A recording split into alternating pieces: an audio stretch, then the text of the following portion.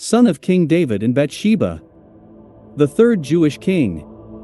The years of his reign were an age of prosperity and power for Israel, an age of peace and tranquility. King Shlomo was famous for his wisdom, wealth, and piety.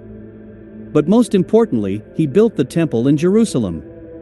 10 facts about King Solomon.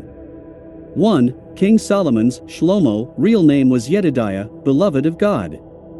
He was nicknamed Solomon Peaceful because, unlike his father, King David, he practically did not fight. 2. King David had many wives who bore him many children. Solomon was not the eldest, so he was not the only one entitled to the throne. At a decisive moment in his struggle for power, Solomon was supported by Sadok, the high priest, Nathan the prophet, and most importantly, the commander of the capital guard, Banea. The celebrated general Joab was a supporter of Solomon's brother Adonijah. But Joab commanded a militia that had yet to be assembled. So Solomon was crowned king, leaving Adonijah with nothing. And then he was accused of high treason and executed. 3. Everyone knows that Solomon was called the wisest of all men. According to legend, he first proved his wisdom when God offered him any gift to choose from. And Solomon asked for wisdom. There is an account in the Torah of 2 women who came to Solomon for judgment. They lived in the same house, and each had a baby. During the night one of the babies died. The mother gave the dead body to her neighbor, and kept the live baby. In the morning the women began to argue, "The live baby is mine, and the dead one is yours," each said. After listening to them, Solomon commanded, "Bring a sword." When the sword was brought, the king commanded, "Cut the living child in half and give half to one and half to the other." One of the women at these words exclaimed, "Better give the baby to her, but don't kill her." Another, on the contrary, said, "Cut it up, let her or me have none of it." Then Solomon said, "Do not kill the child, but give him to the first woman, she is his mother."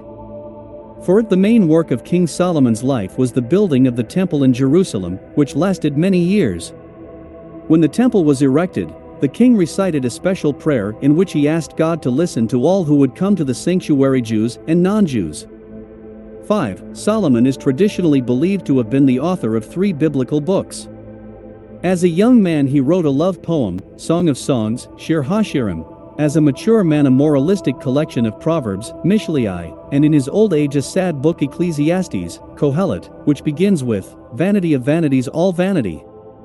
6. Solomon, desiring to be at peace with his neighbors, resolved to become related to all the nations around him. He had many wives, estimating that no one would fight against his kindred. His most profitable marriage was with the daughter of Pharaoh, the ruler of powerful Egypt. 7. Polygamy, however, played a cruel joke on Solomon. Solomon's wives were idolaters, and in order to appease them, the king built for them numerous pagan shrines, which he himself visited regularly. For this he was foretold that after his death his kingdom would be dissolved. 8. Which it did. Solomon's son Rehoboam did not inherit his father's wisdom. He could not find common ground with his subjects. As a result, 10 of the 12 tribes separated from Jerusalem and created a separate kingdom of Israel. 9. King Solomon is the hero of many literary works. For example, Suleiman ibn Dud, who imprisoned Hassan Abdurrahman ibn Khattab in a jug, is none other than King Solomon, whom Arabs call Suleiman. 10. Prince Vladimir Sviatoslavovich, one of the greatest statesmen of ancient Russia, the Russian chronicles compared with King Solomon. Firstly, because in his youth he, like Solomon, had many wives. And secondly, because he adopted Christianity and built the first stone temple in Russia, the Church of the Tides in Kiev. However, unlike Solomon, they didn't call Vladimir wise. This title was given to his son Yaroslav, the author of the first Russian code of laws Russkaya Pravda,